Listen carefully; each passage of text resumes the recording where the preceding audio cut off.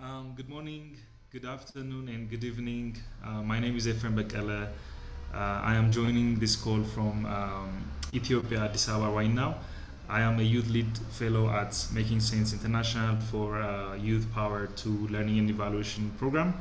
COVID-19 pandemic have changed many businesses and projects which are run by young people, and it is still a challenge right now.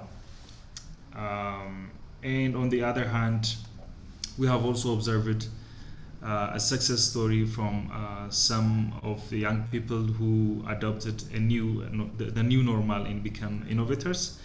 Today, we will learn from one researcher and two successful young innovators who leveraged the current COVID situation in Uganda, in Eastern Africa. They will also provide insights and also reflect on how they adapted the impacts of the pandemic and the unexpected opportunities and lessons gained through this journey. We also encourage all of you to share your own experiences, especially during the breakout rooms. Next slide, please. Thanks. So we have a total of 90 minutes to cover everything today. We will start by introducing our team members and then cover the research finding by Hilda, who will be facilitating the session today. So as you can see now on the screen, you can see some of our YouthLead team members. A number of our YP2LE team supports YouthLead.org and also its related activities. And joining us today on the call, myself, Efrem, a YouthLead Engagement Fellow and Atlas Core Fellow, and also Gloria, our Senior Associate. Before we dive into this morning's webinar, I would like to offer you some background about the Youth Power to Learning and Evaluation YP2LE for short project. YP2LE is supported by Youth Power, the USAID funding mechanism for youth-focused programs, evaluation, and research. The goal of YP2LE is to generate knowledge and promote learning on positive youth development, or PYD in a short form. PYD is a holistic framework for youth development that assumes all youth have assets that should be invested in through inclusion, access, and education and training. The framework also promotes youth agency that can be supported by an enabling environment for young people. Example, strong youth networks, supportive adults, youth-friendly services and resources, and also youth-friendly policies.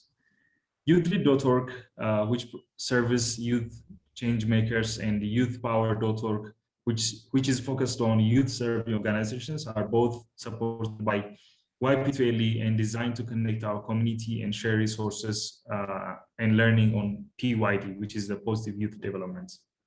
YouthLead.org was launched at the 2018 World Bank Youth Summit, and today it includes more than 12,000 members from around the world. The platform is a global hub for young people aged between 15 and 35 who are working for positive change and impacting their communities as advocates, activists, volunteers, and entrepreneurs. Any young change maker can join the site by creating a profile. And once you are a member, you can also access and share resources, network with your peer, join online discussions, and stay up to date on opportunities and events, for example, just like today's webinar. Next slide, please. YouthLead.org provides a similar network for your own work.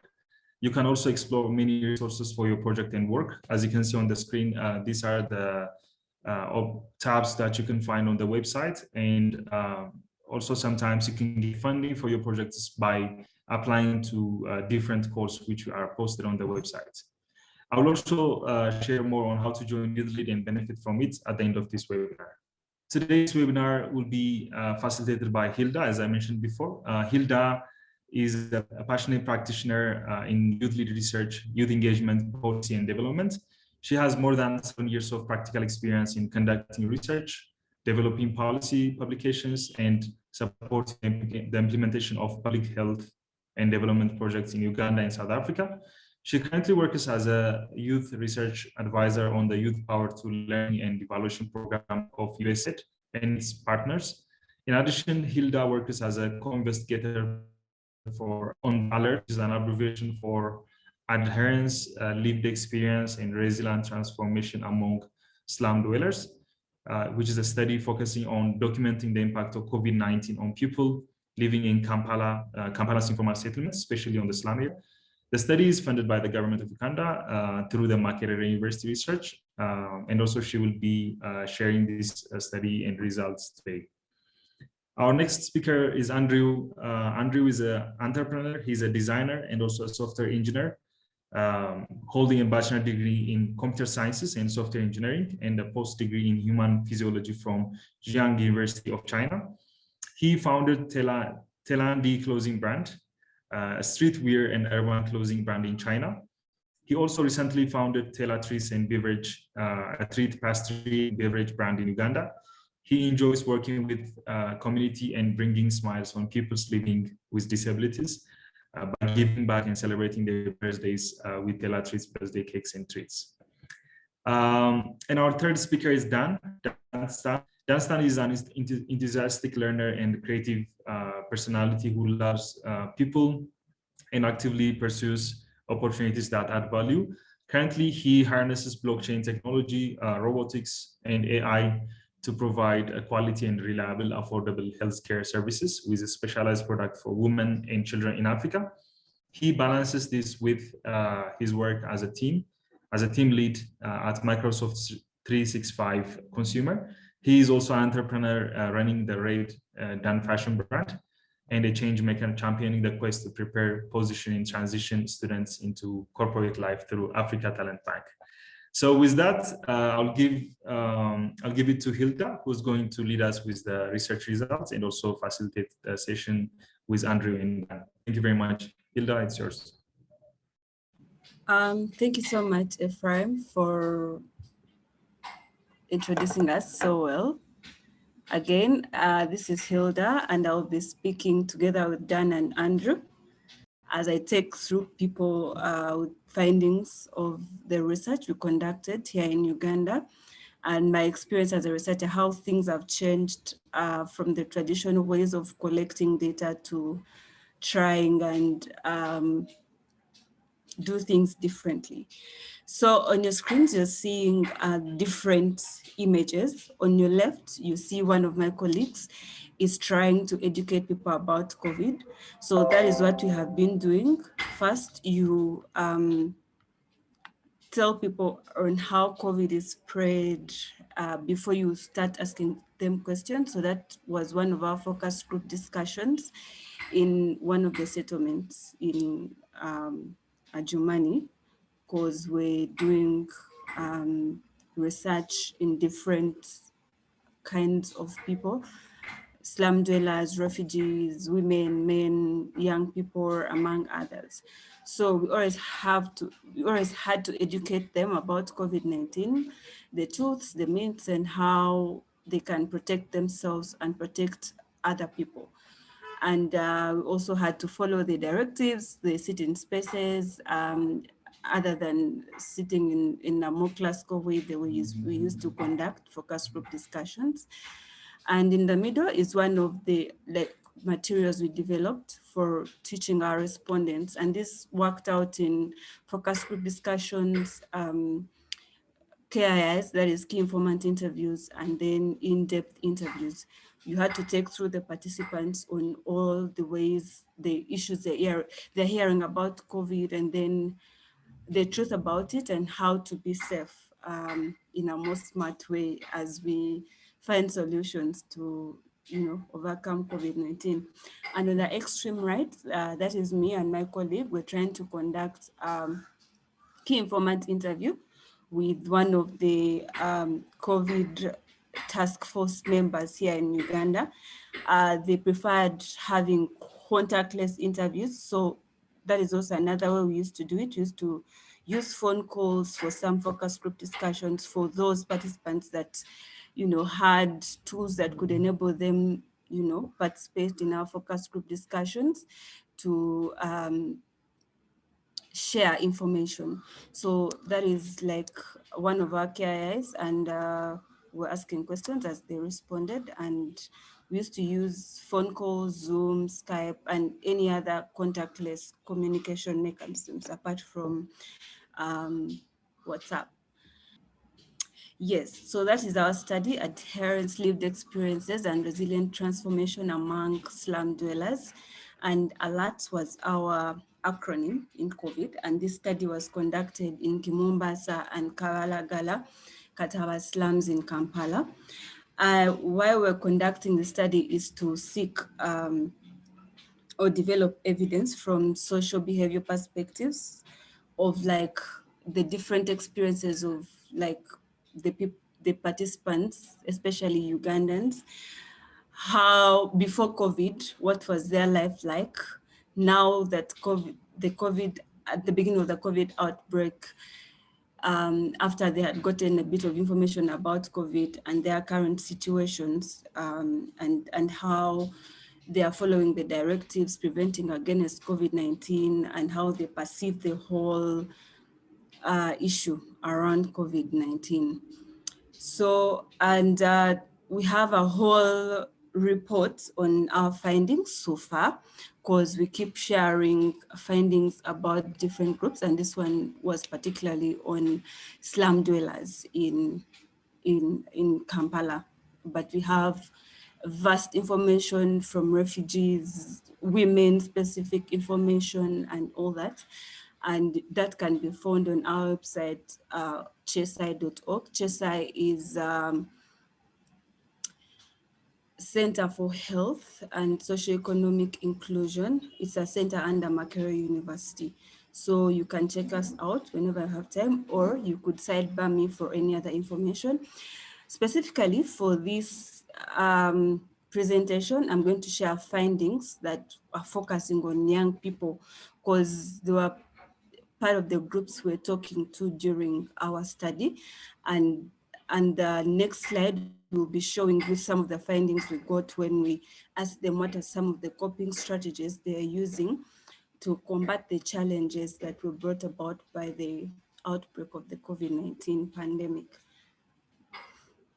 Yes, so from some of the opportunities or coping mechanisms the young people shared were, there was diversification of businesses among young people, and people had to change. So if someone was dealing in, clothes, they now had changed to selling sanitizers.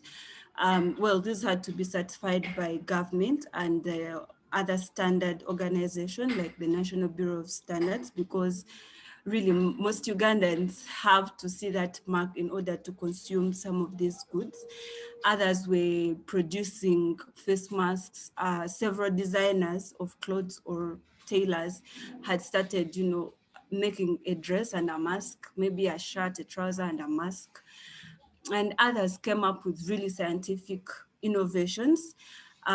Due to confidentiality and anonymity, I'll just share them as groups or a person. So there is this young person that I met that had developed disinfecting gloves, to support curb down COVID in his community. And he was still trying to research on how is it harmful to the human body and all those other things.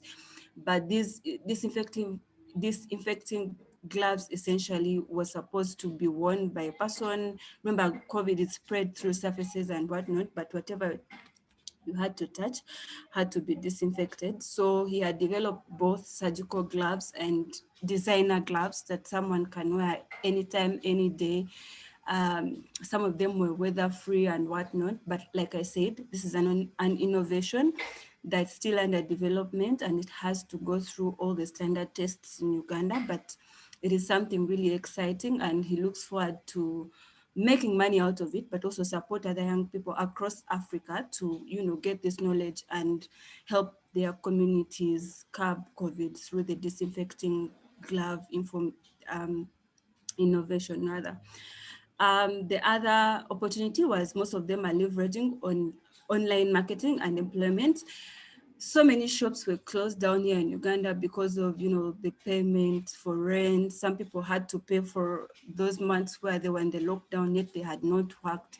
So, and most of them were living like by whatever they earn daily to save up for, rent. save up to buy new stock and whatnot.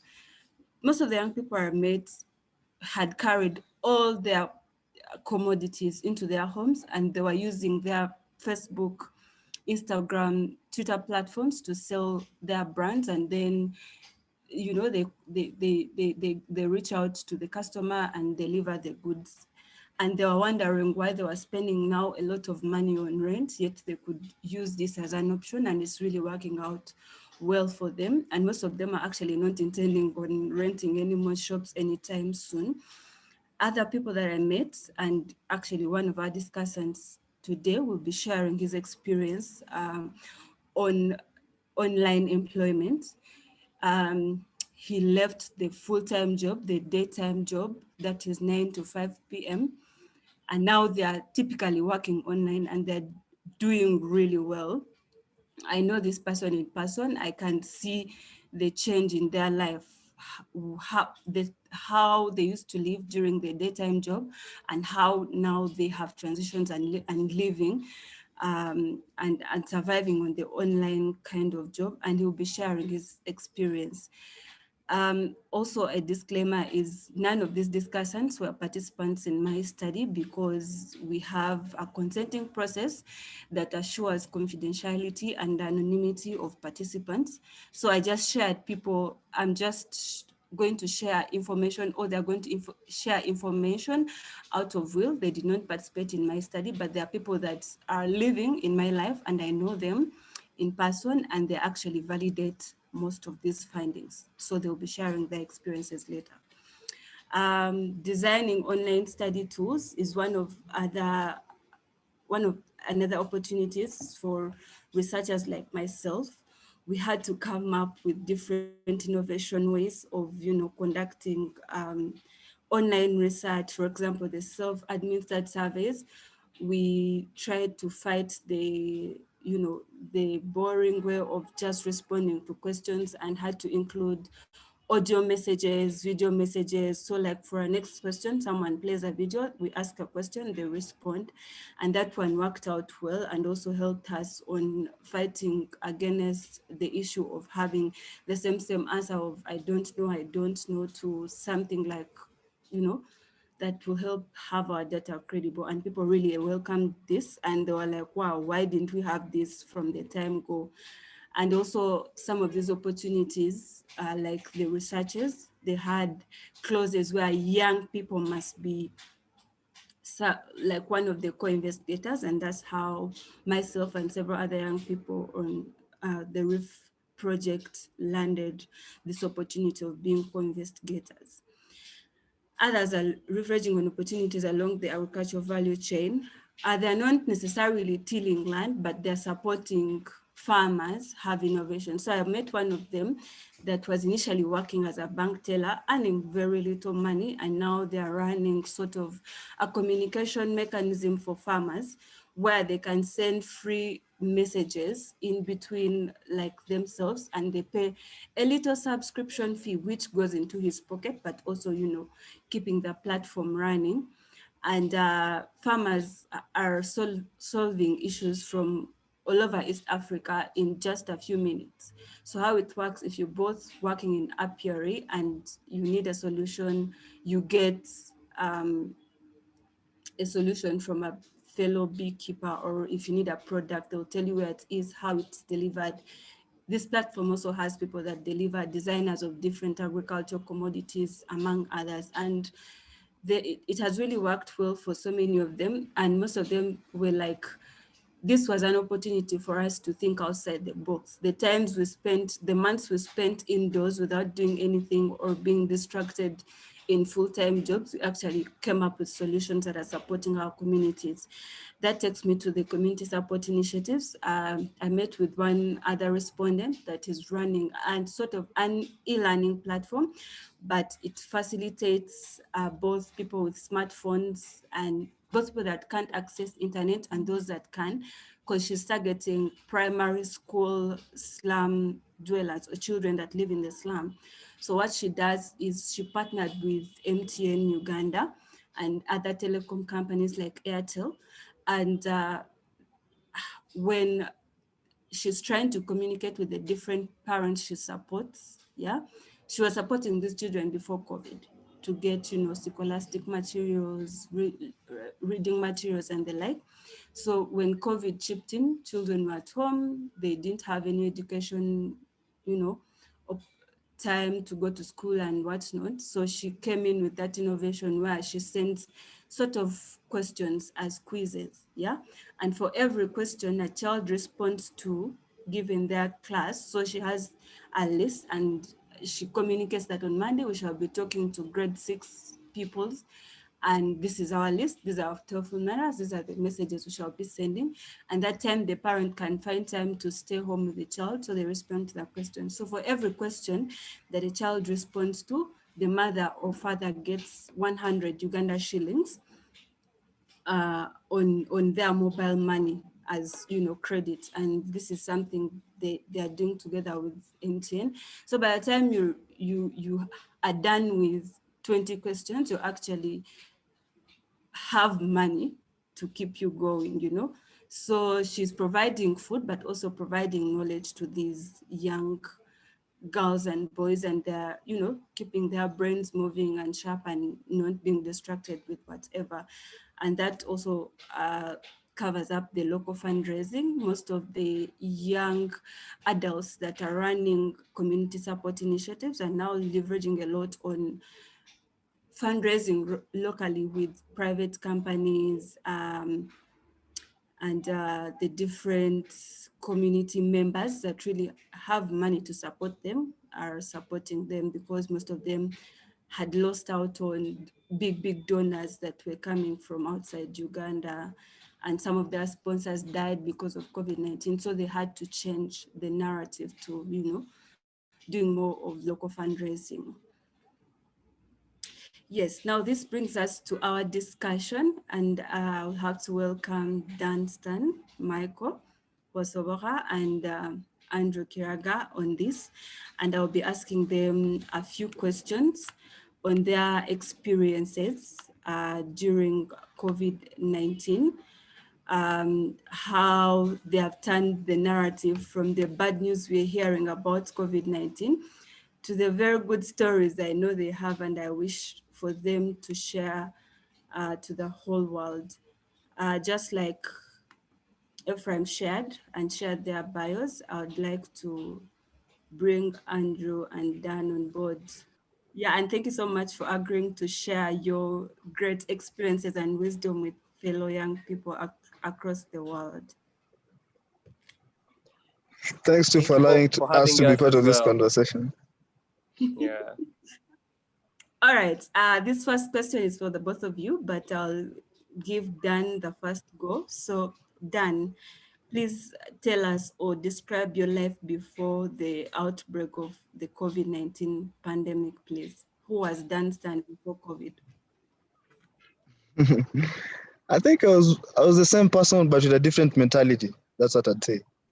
I just left school. I did my engineering till 2018. Then I left school with a typical student mentality, or I'd say a typical mentality of a young person who has been educated to find a job.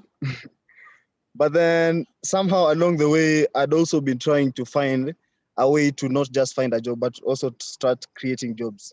So I'd say before COVID, all I used to think of is how to be a successful corporate person in a certain company. Right now, I think of myself as being a brand which adds value to my community and helps me live as comfortable as possible and creates value to as many people as possible. Thank you, Dan. That's quite great, and I'm looking forward to hearing more about your story. Andrew, tell us, who was Andrew before COVID-19? All right. Thank you for having me, Hilda, and salute to all of you guys. Yeah, before COVID-19, I was working with a company called Vivo that's in China. I was living in China. And it's funny how COVID came in, because COVID started from China, as we all know. So I remember it was around December coming to Jan, and that's the time the Chinese are having their New Year. So it was we didn't really know that it was going to hit this hard, but as we went into Jan, that's 2020, things changed. Like that's when the coronavirus became a huge deal because it first hit China first. So for us, we were closed, like weren't working, we're indoors, and everything was shut down. So while I was in my house, I was always thinking, is this going to like last forever? Like what's next after this? But then as we kept on being in the lockdown, I realized I had to run and come back to Uganda because back this side, things were a bit normal because COVID first hit China, So everything was very normal for me. And I just hoped it was just, some disease that has come and it's going to be, contained and stuff, but it just expanded and expanded. Yeah. Wow. Okay, that's interesting. We'd love to hear more about your transition from being in China back to Uganda, Kampala, and all those other things. But then that brings me Yes. straight to the next question to Dan. Dan, I understand you left your 9-to-5 job and currently working online. What has been your experience? Yeah, so my first experience, I joined a financial institution that was giving financial services to about 13 African countries. It is fairly successful in the African continent. It's called Equity Bank. So I started working as a NOC engineer, and my role entirely entailed ensuring that our different partners in different countries have good internet, they have proper connectivity, and all their services are, let's say, if it's their ATMs or if it's their online services, whether it's mobile money transfer services, all those platforms are running well, and that they are safe, and that they are secure, because you also have one of the raising challenges in the, I'd say, as Africa starts to embrace technology, is hacking and insecurity, cybersecurity. So we always had to work 24 hours to ensure that in all African continents, in all African countries that we are in operations, we had, I'd say, good connectivity and all services were up. But then when COVID came, we had to ensure that we accept the conditions as they are and change the way we work. And so the companies start scaling down, because no longer a company ceases to be let's say to be a certain address location on a certain street, and now you're supposed to be productive in your own space. And so initially people would wake up and go to work. Right now you're supposed to wake up and be productive where you are. So this means some companies have to scale down because business is going low. And I got to a point where previously we just I think moved to a different country, and it was a successful project before we just got hit by COVID, and then the company was retrenching many people, and I felt like that was a good time for me to just, I had done something that was successful, it had worked, and it was time to take on a new journey. Then I left. I thought it would be a bad decision, but then I left and started pursuing the things that I felt would be of value from my environment. I stopped expecting some capital somewhere someday that will change my life, and instead tried to be productive from my day-to-day experience. If it's planting flowers, can I plant these flowers in a way that I can teach someone, or can I plant these flowers in a way that is sustainable to my life? If it's agriculture, if it's vegetable, can we incorporate technology in vegetables? If the world is going towards electric cars, can we be able to start creating electric cars in Kenya? I'm an electrical engineer. How valuable am I as a person in my environment? Am I able to tap the solar that we have in Africa and create energy so that I stop depending on the government subscription for power cards? Am I able to create Wi-Fi modules that are going to help my village or the people that I work with? Are we able to test our drones around this beautiful environment that God has given us? Yeah, I'd say that's much I can say about it. Mm-hmm. And tell us about your experience working online. How has it been? So at first, when I left the profession I went to, we started a pharmacy, and our goal was to identify the most So to identify the most populated areas in Kenya, and then start up a pharmacy, and then make sure that we provide, I'd say, easily available medicine that is approved by the government, of course, and ensure that we make sure that people don't have to go through lengthy bureaucracy before they find health. At least health should be affordable to the very least, including people who sell vegetable. So we set up a pharmacy next to a supermarket, and then it started growing. And then we thought, okay, yeah, these are just pharmacies. But then when COVID hit, we thought, okay, people can't come to our location. How do we reach people? So because I'm an electrical engineer, and one of the projects that I was doing in campus was on building hybrid batteries. So I thought, why shouldn't we try to explore this? And Elon Musk is also exploring Tesla and electric cars. So why shouldn't I also try to explore something in electricity? So we started doing something in solar, and right now, the stage that we are in, we're trying to find a way to deliver medicine using drones. So that when, let's say, if I need medicine delivered, I can just text the details for the medicine, and then I'll send it to a pharmacy somewhere, and then a drone will just land here and drop my medicine probably next to the bird feeder, and then that will be good. Yeah, so that's one of the things that we've been working on. But then later on, I started facing a challenge of having finances. But I didn't want to go back to the traditional employment, to companies which have I'd say their operations within Africa. I wanted a company that presents more challenge and gives me a world view, because the world is coming to Africa. By 2050, I'd say Africa will be the most populated continent. We are we are supposed to be leading in research, not just I'd say doing businesses that are not sustainable. We should stop having businesses that just help us to feed our stomach. We should have businesses that feed the future generation, because by 2050, Africa will have 2.3 billion people, and the average age will be 25. So it means whatever you and I are doing as Africans right now is either going to mess up the future 2050, when we'll have the youngest generation of most people in the world in Africa. And also Africa has 60% of the world's arable land. So we should stop focusing on other, let's say, chasing other professions that detach us from, let's say, learning how to do organic farming and incorporating agrotech in it.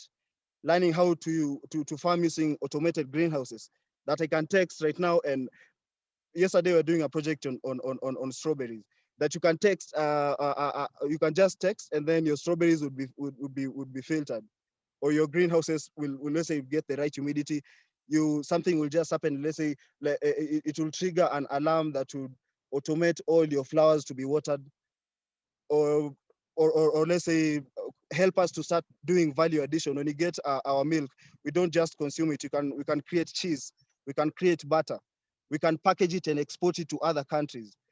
We can, the project that I feel has been one of the most valuable projects that I'm engaging on is I've started growing Chinese vegetable, because in Kenya right now, what I'll tell you is we're going to have more Chinese influx in Africa, because we are getting more loans to build our infrastructure.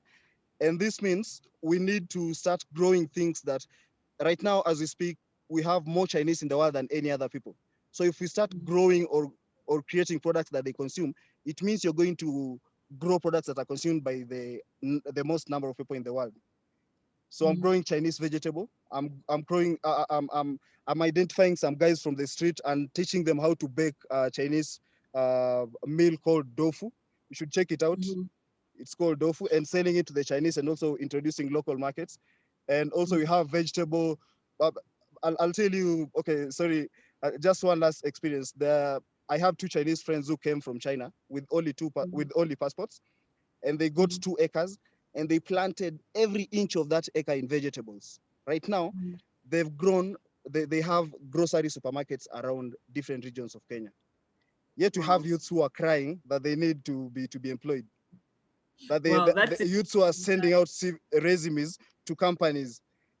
And I think the most saddening thing that made me say I need to make the most out of what I have now is we need to make sure we reduce our business and increase our productivity.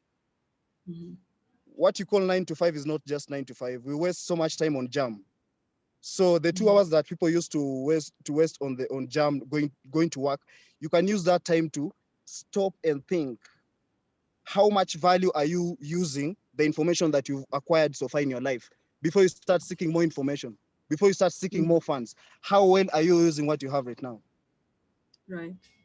Well, that's quite interesting, and a lot. It's a handful, but I also understand you are a team lead at Microsoft. Yeah, has been your experience in that field?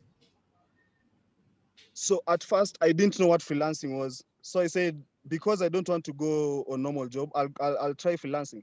So on this freelancing platform, I saw an opportunity that Microsoft needed agents to support for 4 hours in a day, or you can choose to support for 4 hours in a day or 8 hours in a day. And I thought, this is interesting.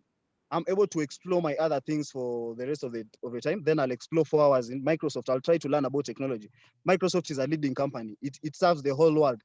It's no longer doing business to make money. It's doing business to change lives. And so when I applied for the position, I underwent 6 screening process, and eventually I got this opportunity.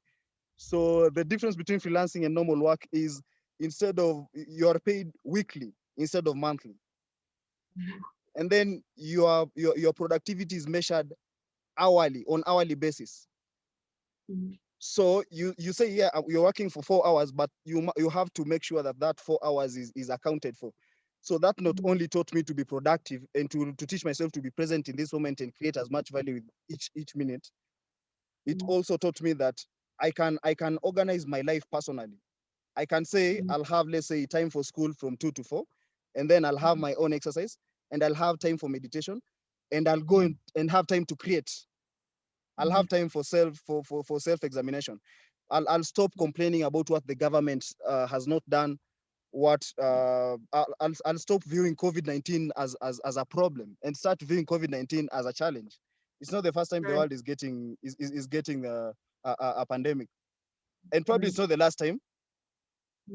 So I'll stop expecting to normalcy. I stop expecting to go back to those times when I used to spend 4 hours. I'd wake up at 4 a.m. and spend 4 hours in the jam to get to work by 8, and then I'm exhausted. Start working, serve DRC Congo, serve Uganda, serve South Sudan. By the end of the day, you're exhausted. Spend 3 more hours on jam and then get back to work.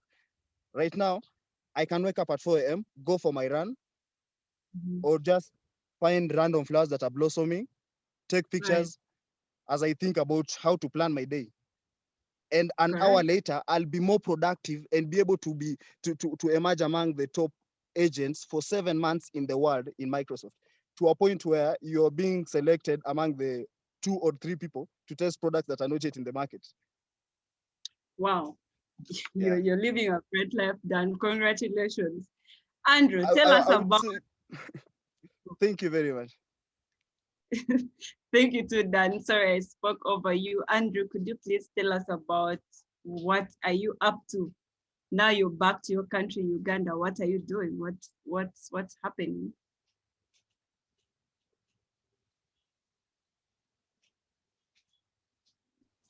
Okay, can you hear me now?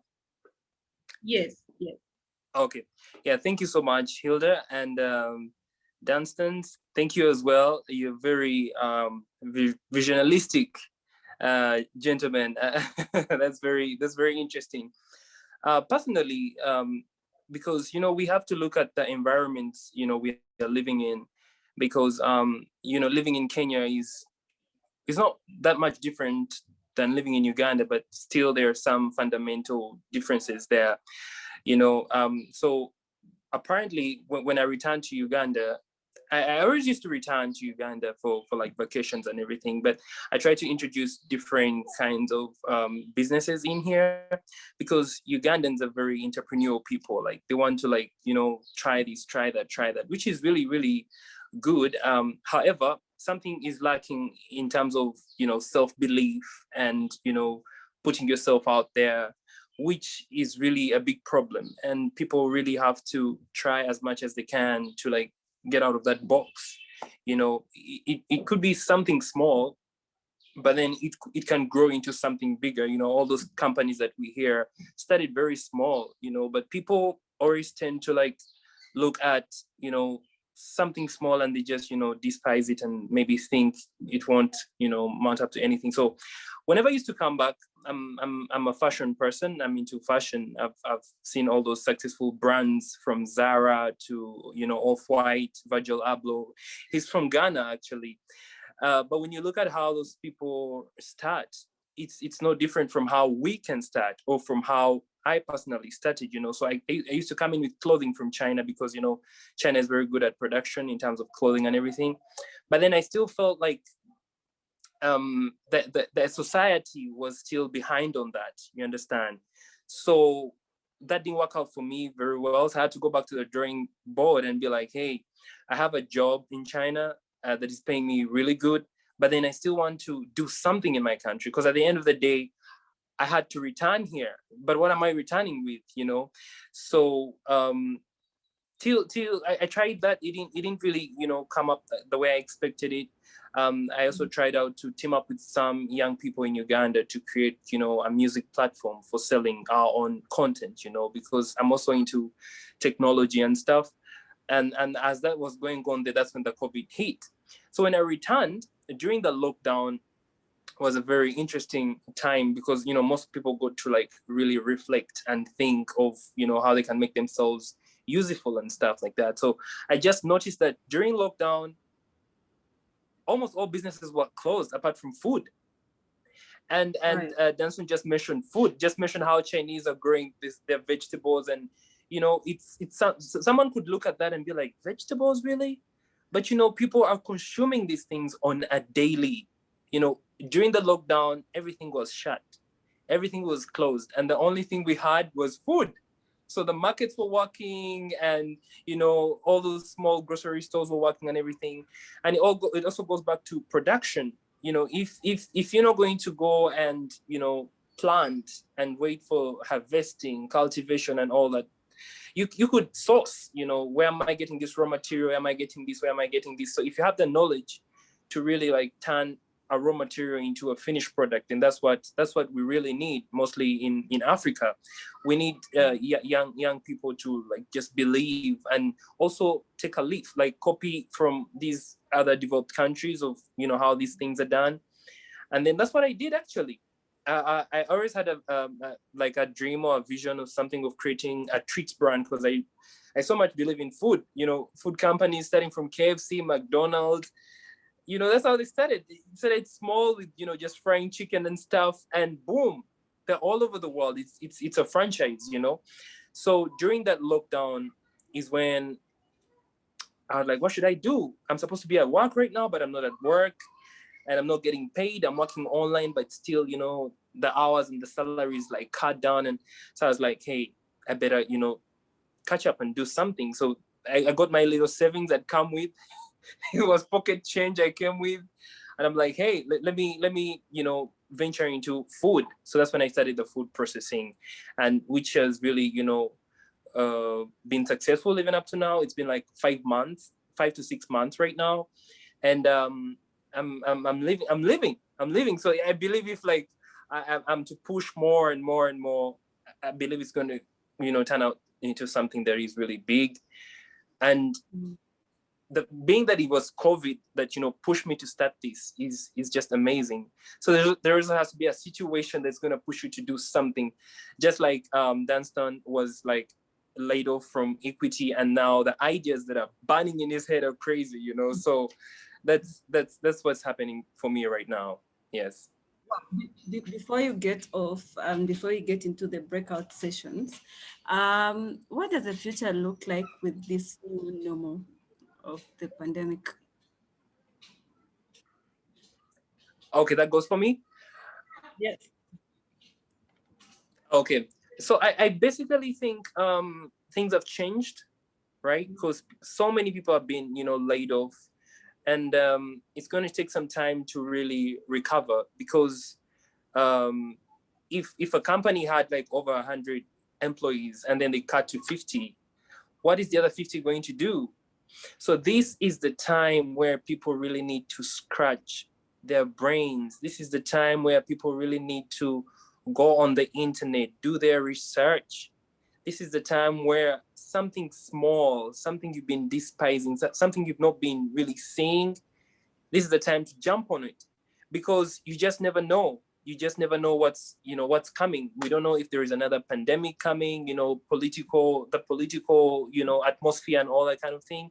So this is the time whereby people, the young people like us, really need to, grab onto something, be it a talent, be it a skill. Skill is very, very important, because it could be something small, but then if you really go ahead and just build around it, get to know how you're going to brand it, do your research on the markets and how are they doing it in the US, how are they doing it in Brazil, how are they doing it in Kenya, and all that kind of thing. I also had a friend of mine still in COVID. He had some money, and during that lockdown period, he got this idea from Kenya, actually. And immediately they opened the borders. He went and got cows from Kenya, and he has started with 5 cows. He wants to start a dairy, project and stuff like that. So you could find this young man in about 3 years, he's going to be packaging. He's going to be in production, with yogurt, milk, and all those things, So right now, the future is really tricky, because we are in, recovery mode right now.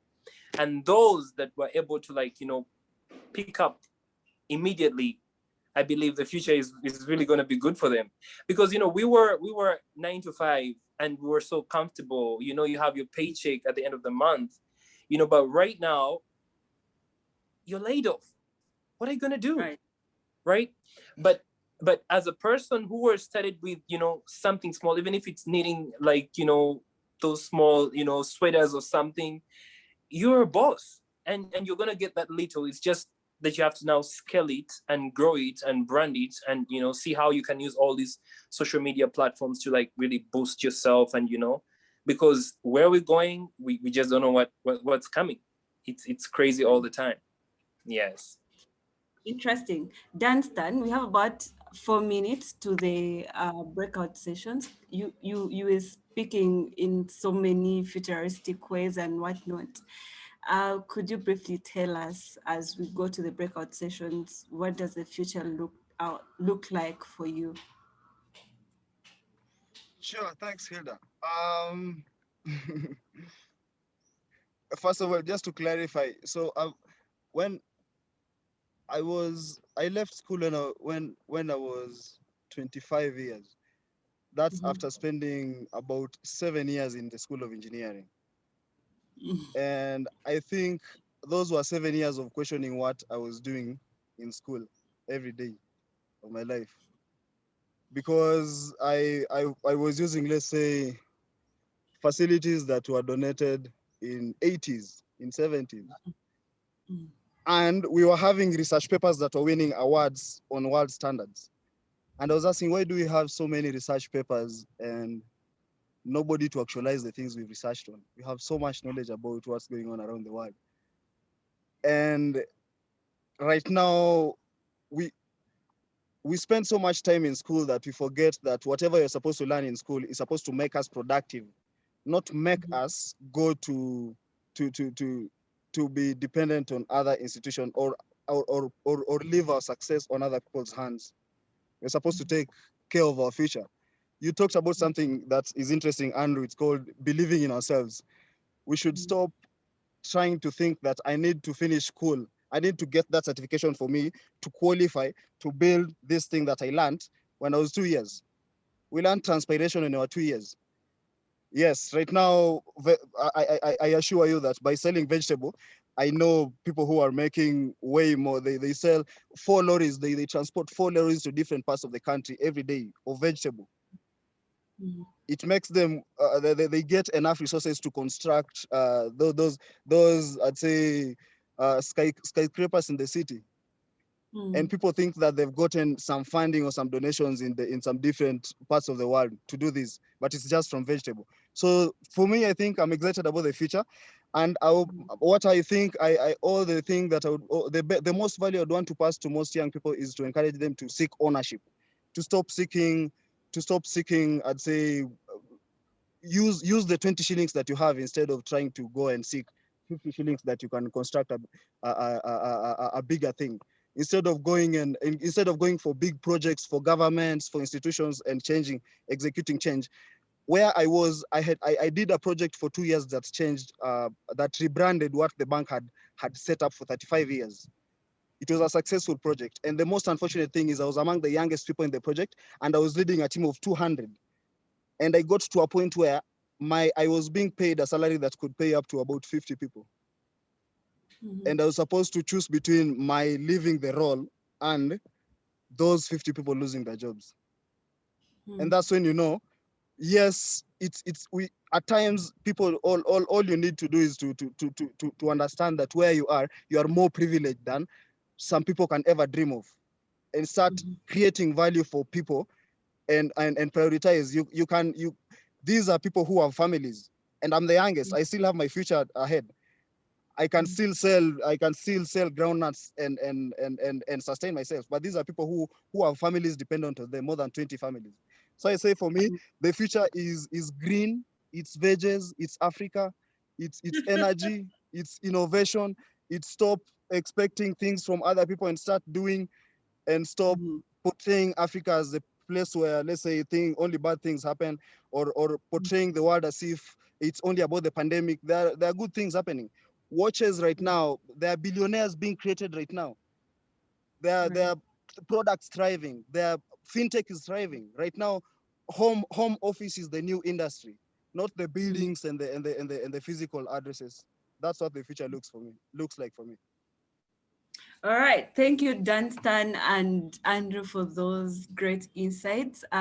We shall be heading out to our breakout sessions, and I would like to welcome Ephraim for a quick briefing before we head out to the breakout. Ephraim. Well, thank you, Hilda. Thank you, Danstan and Andrew.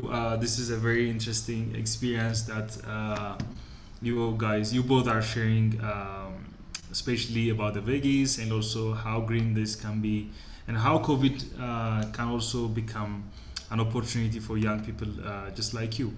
So a quick reminder before we go ahead to the breakout rooms. We'll have 3 breakout rooms where Hilda, Danstan, and Andrew will be in different breakout rooms.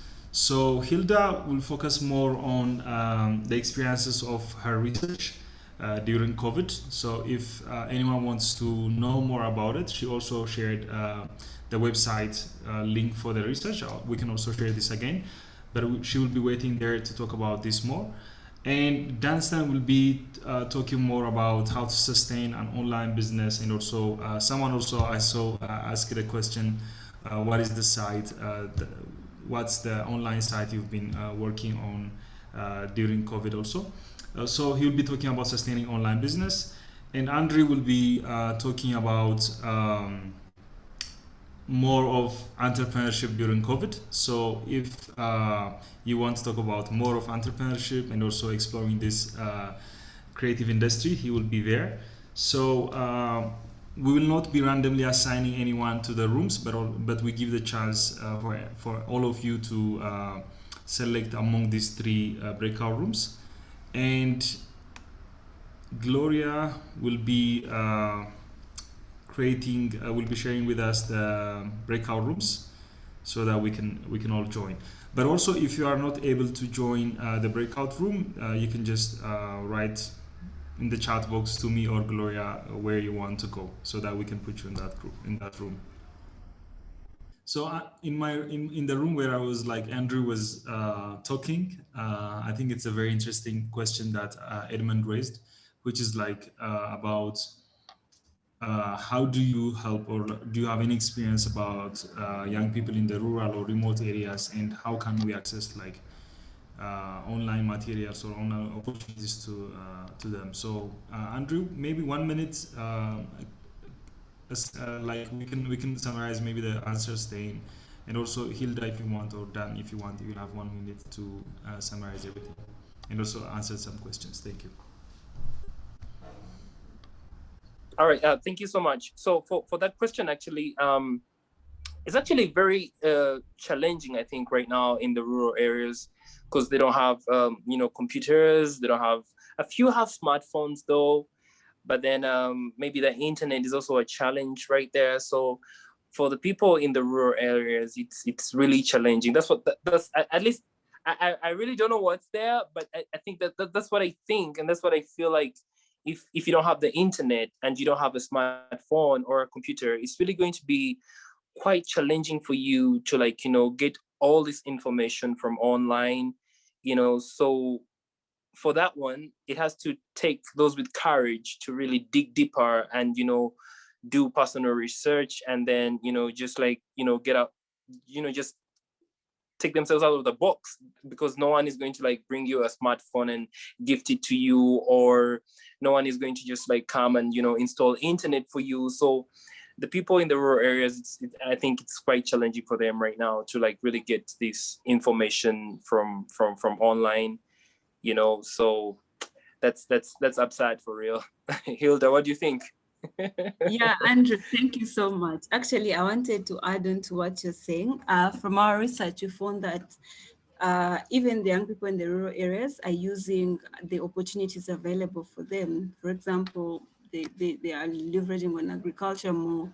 Like I shared earlier, most of the urban youth or young people are creating platforms where they provide real-time solutions, and the major beneficiaries for these have been young people in rural areas, but they've also diversified their businesses, because there are some of them are designers, or what we call tailors back here, and they've not stopped making the dresses. They're actually making the masks and making little pennies, but they mean something. Like you were preaching earlier, Andrew, however small it is something. So it's, they're living day by day like that. And those that really have the energy, are tilling the land, they're dealing in agriculture, they are designing masks, they're doing even more, whatever is at their exposure, they've taken it by storm, yeah. And also I would like to share that still the young people are receiving information, because one of our findings in research was about how the government is communicating to people across board. And we gave a recommendation that the government is taking up on, you don't stop at sharing information on the prevention of COVID, but also you share the opportunities. You don't stop at just sharing on how to prevent COVID, you also share the myths and truths about COVID and whatnot. And most young people are benefiting from it as well. I think that's all I can say. On my side, in my breakout session, people were asking me about my experience, issues I shared earlier on how do you conduct research during COVID-19 when you don't have, when you're not allowed to meet people physically and whatnot. I emphasized on the using of the different teleconference mechanisms, like where you call and add on other people onto the call, the use of Zoom, Skype, among others, and where the lockdowns, when the lockdowns were lifted, we did focus group discussions for adhering to the COVID-19 prevention guidelines. Over to you, Ephraim. Thanks, Hilda. Thanks, Andrew. And Dan, if you want to make a final remark and also some insights from your breakout session, this is your time. Thank you. Sure, thanks. I totally agree with Hilda and Andrew. So I mentioned earlier about a product we're trying. It's a Chinese meal. It's called tofu.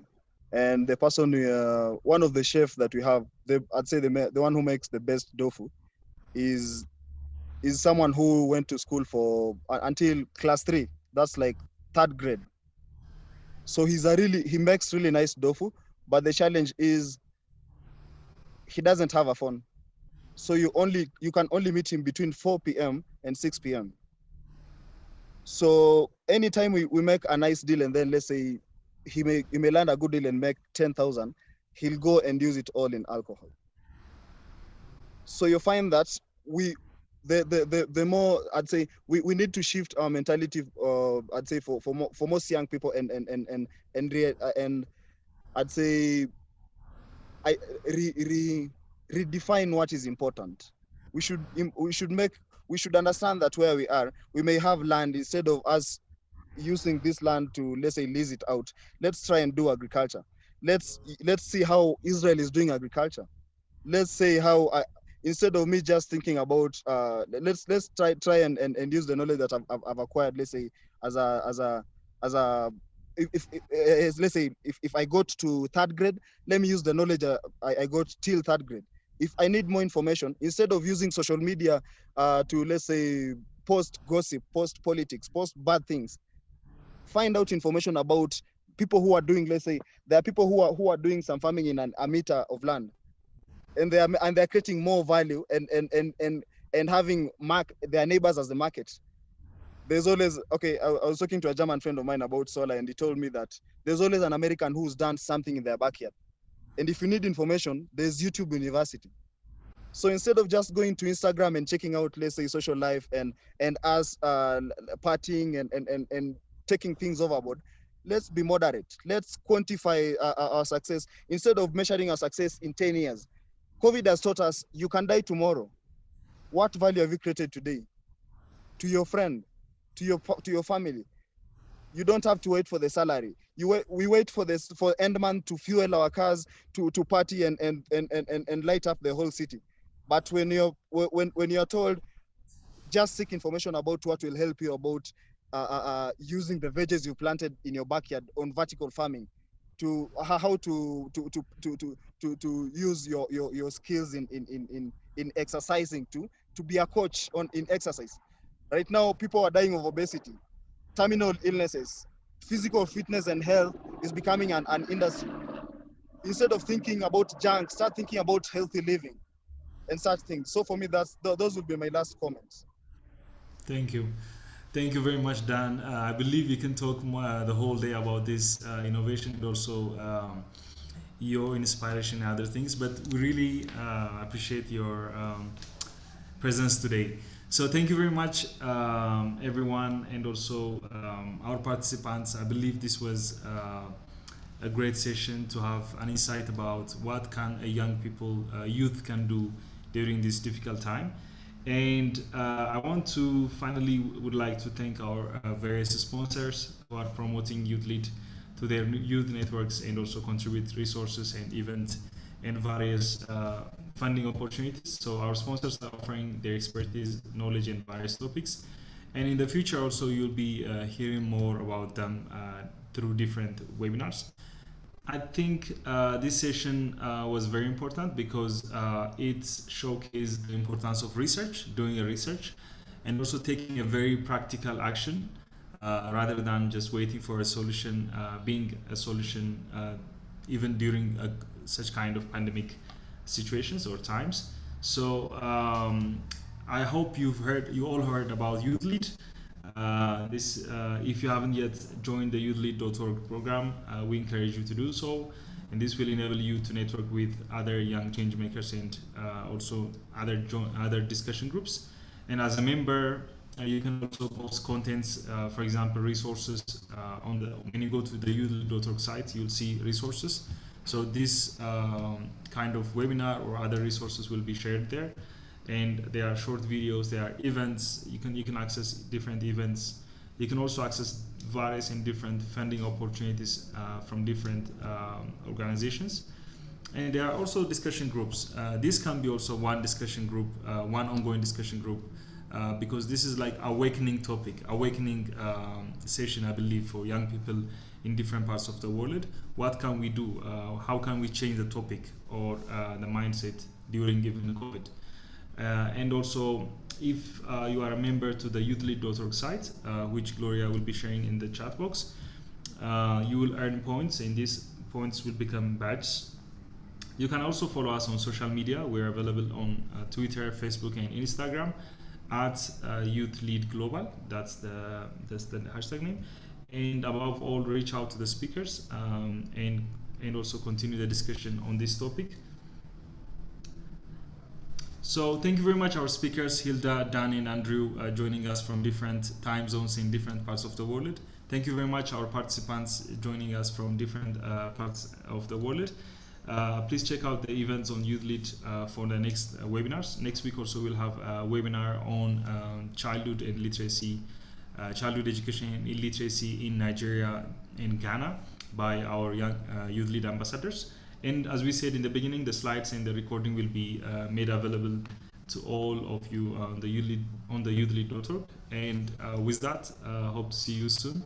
And thank you very much also, Gloria, for doing the amazing job on technology. And thank you very much, and be safe. Have a great evening. Have a great day to all of you. Bye-bye.